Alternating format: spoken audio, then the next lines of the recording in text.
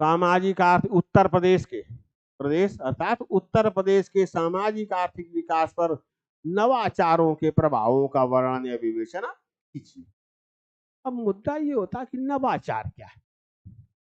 तो ऐसा नवीन विचार जो या तो नए उत्पादों या सेवाओं का सृजन करता है जो पहले से मौजूद नहीं, या वर्तमान में जो उत्पाद और सेवाएं हैं उनको उन्नत करता है। नवाचार नव माने नया या नवीन, आचार माने आचरण या व्यवहार, या व्यवहार का तरीका कब आएगा, जब नए तरह का विचार होगा, नए तरह की खोज होगी, नए तरह का अनुसंधान होगा, तब नए तरह से काम करने का आचार व्यवहार विकसित होगा। समझ में आई बात।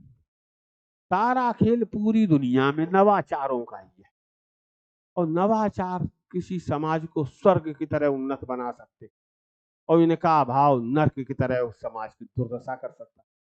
उत्तर प्रदेश का जो सामाजिक आर्थिक विकास है वो नवाचार की अगर हमारी क्षमता है, या तो हम खुद करें, उधार ले लें, खुद भी करें उधार भी ले लें, ये सबसे लाभदायी तरीका है, और जल्दी से हम उन्नति और विकास करें, तो वही बात कही जाए। देखिए, उत्तर प्रदेश के सामाजिक आर्थिक विकास में नवाचारों की भूमिका अत्यधिक महत्वपूर्ण तथा बहुआयामी, तरह तरह से ये हमारे उत्तर प्रदेश के सामाजिक आर्थिक विकास को प्रभावित करते हैं। देखिए कैसे। उत्तर प्रदेश एक निम्न स्वास्थ्य व शिक्षा संकेतकों वाला राज्य है। स्वास्थ्य की स्थिति भी हमारे यहाँ कोई बहुत अच्छी नहीं है, तो सब स्वास्थ्य सूचकांक निम्न स्तर का ही है, और शिक्षा का सूचकांक भी निम्न स्तर का ही है। दोनों के दोनों क्षेत्र ढेर सारी चुनौतियों से जूझ रहे हैं, यही बात कही जाए। तो देखिए, उत्तर प्रदेश में स्वास्थ्य और शिक्षा के जो संकेतक हैं वो अपेक्षाकृत निम्न ही है। स्वास्थ्य के क्षेत्र में ढेर सारी चुनौतियां हैं, शिक्षा के क्षेत्र में भी ढेर सारी समस्याएं जिनके समाधान की आवश्यकता है। अब स्थापित जो चिकित्सा पद्धति है कि अस्पताल है तो डॉक्टर हैं, तो मरीज आया तो उसको देख लिया, फिर ये तो परंपरागत तरीके। लेकिन इसमें जो नवीन प्रयोग हो रहा है, कैसे टेली मेडिसिन, डॉक्टर बैठा है लंदन में, कैमरे से देख देख कर जो छुटका डॉक्टर उससे वो ऑपरेशन करवा दे रहा है, निर्देशित कर करके, जो छुटका डॉक्टर स्वतंत्र रूप से नहीं कर पाता, मरीज को भी आश्वस्त कर रहा है, और इस तरह जटिल से जटिल ऑपरेशन हो जा रहे हैं। इसी तरह से बड़े एक्सपर्ट डॉक्टर, डॉक्टर दिल्ली में बैठा हुआ है, आप बलिया के गांव में हैं, टेली मेडिसिन के द्वारा वहीं से वो आपको देख रहा है, आपकी रिपोर्टें देख रहा है, आपको वॉच कर रहा है, और वहीं से आपको ठीक किया जा रहा है। तो नवाचार ही तो है ना, टेक्नोलॉजी के सहारे आया। इसी तरह देखिए, सचल अस्पताल, सरकार ने नए तरह का प्रयोग शुरू किया। सचल अस्पताल पूरा पूरा ट्रक वैन है वो, उसी में डॉक्टर नर्स है सब बैठे हुए हैं, बिस्तर भी लगा हुआ है, मरीज के दरवाजे तक गांव में वो अस्पताल पहुंच जाता है। तो जो बेसहारा टाइप लोग हैं उनका इलाज वही उनके दरवाजे पर ही होने लगता है। तो इससे भी बहुत सुविधा मिली। तीसरी चीज एम्बुलेंस सेवा, जो गर्भवती महिलाएं हैं, अन्य जो असहाय लोग हैं, एम्बुलेंस बुला सकते हैं, सरकारी एम्बुलेंस दौड़ के जाती है, मरीज को अस्पताल तक ले आती है। इंटरनेट पर सुविधा है, दवा नकली तो नहीं दिया मेडिकल स्टोर में, आप चेक कर सकते हैं, उसका नंबर नंबर मिला के वो भी आपको पता चल जाता है। तो टेली मेडिसिन हो गई, सचल अस्पताल हो गए, एम्बुलेंस सेवाएं हो गई, डॉक्टरों की जो विशेषज्ञता है उसका दूर स्थानों से लाभ लेने की क्षमता हो गई, दवाओं की नकली असली की पहचान हो गई। और इस तरह से इन नवाचारों के माध्यम से हम अपने स्वास्थ्य के क्षेत्र को उन्नत बना सकते हैं। यही बात। रही बात शिक्षा की, सबसे ज्यादा क्रांतिकारी परिवर्तन तो शिक्षा में आया। यहाँ भी बहुत चोरी हो रही थी, तो पहली बात तो ये बायोमेट्रिक हाजिरी हो गई, जिसका प्राइमरी के टीचर बहुत विरोध कर रहे थे। तो जब हाजिरी हो गई तो अब स्कूल में रहने पड़ेगा, फ्री की वेतन नहीं दे सकता। एक दूसरा, ऑनलाइन कक्षाएं, आदो संरचना इंफ्रास्ट्रक्चर है प्राइमरी स्कूल में, ऑनलाइन कक्षाएं, एक से एक 10 जो टीचर हैं सरकार के वहीं दिल्ली में बैठ के वो अपना पढ़ाई जा रहे हैं। बड़े मनोयोग से छोटे बच्चे पढ़ते चले जा रहे हैं। शिक्षा के प्रति टीचर की दक्षता के कारण शिक्षा के प्रति उनमें आकर्षण भी बढ़ रहा है। ऑनलाइन पढ़ाई में ढेर सारे तरह के रंग बिरंगे मैप ढेर सारे थे चित्रकारी, माल बाल मनोविज्ञान के अनुसार पढ़ाई, तो शिक्षा का आकर्षण बच्चों में बढ़ता है, समावेशिता या विस्तार शिक्षा का समाज में बढ़ता है, और बच्चे पढ़ाई के प्रति ज्यादा जिम्मेदारी महसूस करते हैं। टीचरों को ज्यादा जिम्मेदार बनाया गया है, ऑनलाइन कंटेंट वो डाउनलोड कर सकते हैं। तो ये सब चीजें, तो इस तरह शिक्षा से संबंधित समस्याओं का समाधान किया जा सकता है। शिक्षा को अधिक आकर्षक, समावेशी व प्रभावकारी बनाया जा सकता है। ये शिक्षा के क्षेत्र में नवाचारों का प्रभाव है। इससे कृषि उद्योग तथा सेवा के क्षेत्रों में उत्पादन व उत्पादकता को बढ़ाया जा सकता है। कैसे? जैसे कृषि क्षेत्र है तो नई नई फसलों की वैरायटियां जानकारी करके लाइए, ज्यादा उत्पादन देगी। उत्पादकता माने प्रति इकाई उत्पादन को उत्पादकता। जैसे किसी के पास 10 बीघा खेत है, उसने गेहूं बोया, उसमें 1 बीघे में 10 कुंटल गेहूं पैदा हुआ, तो 100 कुंटल हो गया कि नहीं? एक दूसरा किसान है, उसके पास 2 बीघे खेत है, उसने भी गेहूं बोया, उसका 20 कुंटल गेहूं पैदा हुआ, 25 कुंटल। अब पहले वाले किसान का उत्पादन अधिक है, 100 कुंटल उसने पैदा किया, लेकिन दूसरे वाले किसान की उत्पादकता अधिक है, वो 2 बीघा में 25 कुंटल पैदा किया, तो 1 बीघा में 12.5 कुंटल पैदा किया, और 10 बीघा वाले किसान ने 1 बीघा में 10 कुंटल ही पैदा कर पाया। तो ये उत्पादन और उत्पादकता का अंतर है। तो कृषि में देखिए, उच्च गुणवत्ता वाली वैरायटीज रोज निकल रही है, तो उनको लिए ये भी तो नवाचार है, अपनी जागरूकता। ड्रिप सिंचाई, उसी में एक फर्टिगेशन होता है, खाद भी उसी के साथ दी जाती है, तो हर हफ्ते 15 दिन में खाद फसलों को पहुंचती रहती, तो खाद भी कम लगती है और पौधों को सतत रूप से खाद मिलती, तो उत्पादन उत्पादकता वो कृषि के बढ़ जाते हैं। ऑनलाइन ऐप है, फोटो खींच के भेजिए, तुरंत रोग की पहचान कर देते हैं, दवा तुरंत बता देते हैं, दवा लेके आइए, आपकी जो फसलें हैं वो सब रोग मुक्त हो जाएंगी।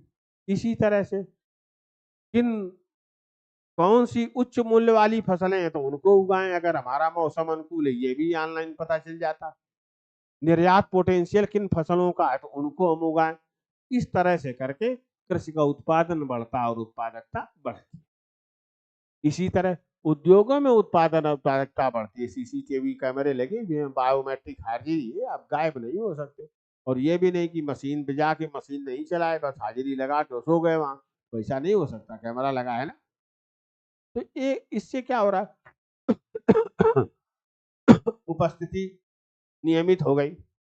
दूसरी चीज ये है, कर्मचारी सतर्क हो गए, तो कर्मचारी का निरीक्षण करना ऑनलाइन आसान हो गया, जिससे कर्मचारियों का उत्पादन और उत्पादकता बढ़ी है। तीसरी चीज है, नवाचारों से स्वचालन या ऑटोमेशन भी आ रहा, तो आदमी की जरूरत नहीं है, 10 की जगह केवल 2 लगा दी गई, सब ऑटोमेटिक मशीनें काम कर रही है, तो उससे भी उत्पादन उत्पादकता तो बढ़ता है, यहाँ लोगों को रोजगार नहीं मिलता।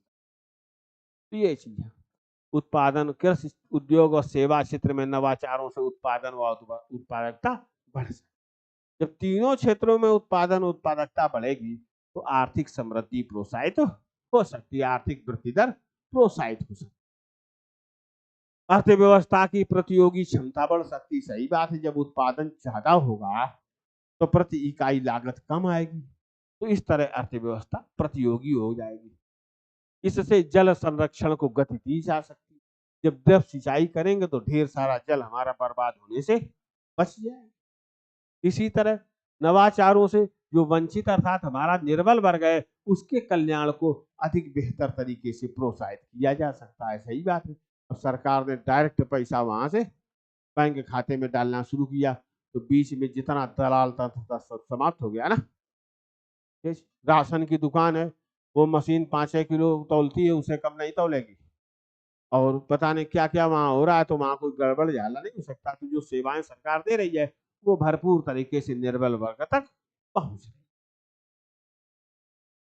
इसी तरह नवाचारों के कौशल विकास कार्यक्रम सरकार चलाएगी, इतना घटिया गुणवत्ता है उसकी कि नौकरी जल्दी नहीं मिलती, तो अब किसी तरह का नवीन प्रयोग करें, ऐसे लोगों इकाइयों को छाटे, उन्हें जिम्मेदार बनाए, भरपूर उनको पैसा दे, टफ एग्जाम दे, लोग मनोयोग से तैयारी करें, जो बच्चे वहां कौशल विकास के लिए जा रहे हैं, जब उनका सर्टिफिकेट मिले तो प्रशिक्षित दक्ष हो, तब उन कौशलों को महत्व होगा, तो देश विदेश में तेजी के साथ उन्हें नौकरी मिलेगी। या अपना खुद का काम धंधा या उद्यमशीलता खुद अपना कर ले, कोई प्लम्बर का काम कर रहा है तो कोई इलेक्ट्रीशियन बन गया, तो इस तरह कोई बढ़ईगिरी कर रहा है खुद स्वतंत्र रूप से, तो इस तरह कौशल विकास, नवाचारों से कौशल विकास, उद्यमिता माने उद्यमशीलता और समावेशी विकास प्रोत्साहित तो होता।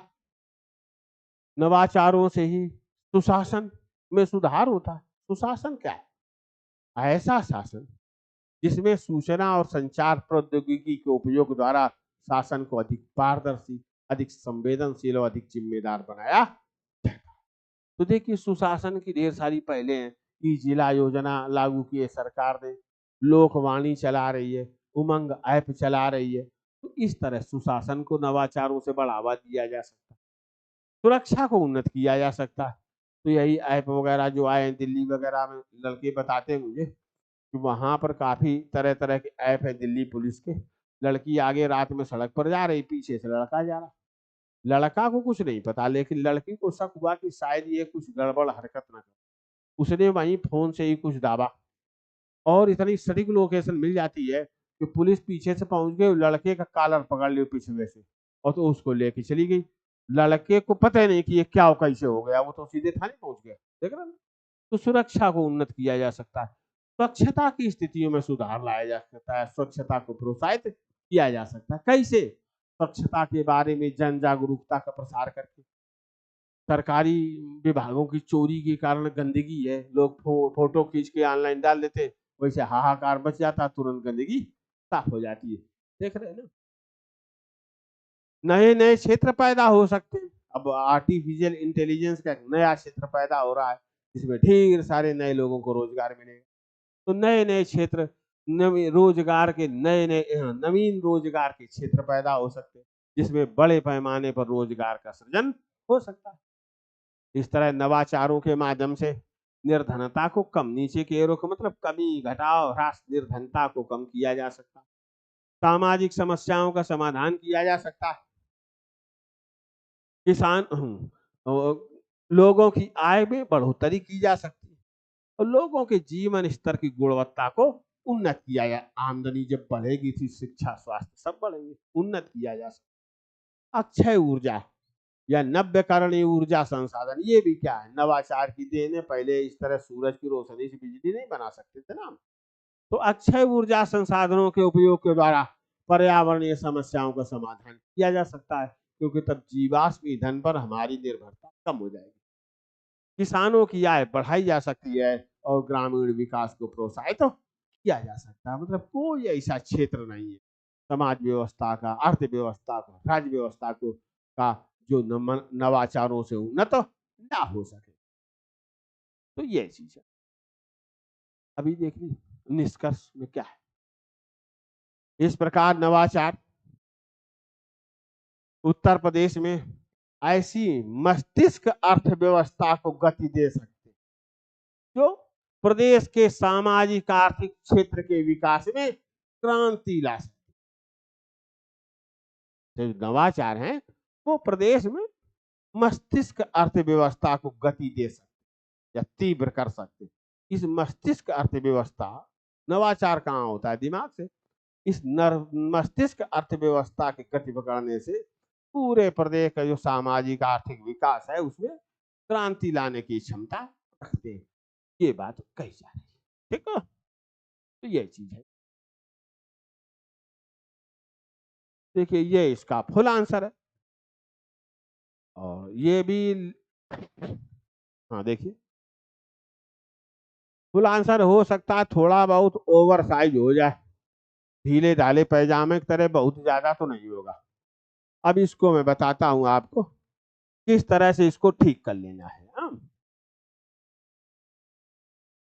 अगर थोड़ा बहुत, उत्तर प्रदेश निम्न स्वास्थ्य व शिक्षा संकेतकों वाला राज्य एकदम सही है। नवाचारों से स्वास्थ्य सेवाओं में अनेक चुनौतियों के समाधान में सहायता मिल सकती है। शिक्षा क्षेत्र की अनेक चुनौतियों के समाधान में नवाचारों से सहायता मिल सकती है। अतः इनसे स्वास्थ्य परिदृश्य को उन्नत तथा शिक्षा को अधिक आकर्षक, समावेशी व प्रभावी बनाया जा सकता है। यही देख रहे हैं दोहराव है। तो हम सीधे कह देंगे। तो यहाँ तक तो ठीक है। अब ये देखिए 1 2 3 4 5, तो हम कह सकते हैं कि नवाचारों से प्रदेश में स्वास्थ्य स्वास्थ्य तथा शिक्षा सेवाओं को, हाँ, सेवाओं संबंधी चुनौतियों का समाधान किया जा सकता है तथा इनके परिदृश्य को अधिक उन्नत, आकर्षक, समावेशी और प्रभावी बनाया जा सकता है। तो करीब 20 25 30 शब्द यहाँ से कम हो जाएंगे, बस एकदम फिट साइज का आपका सवाल आ गया और कहीं कुछ कम ज्यादा करने की जरूरत नहीं होगी। तो ये चीज है।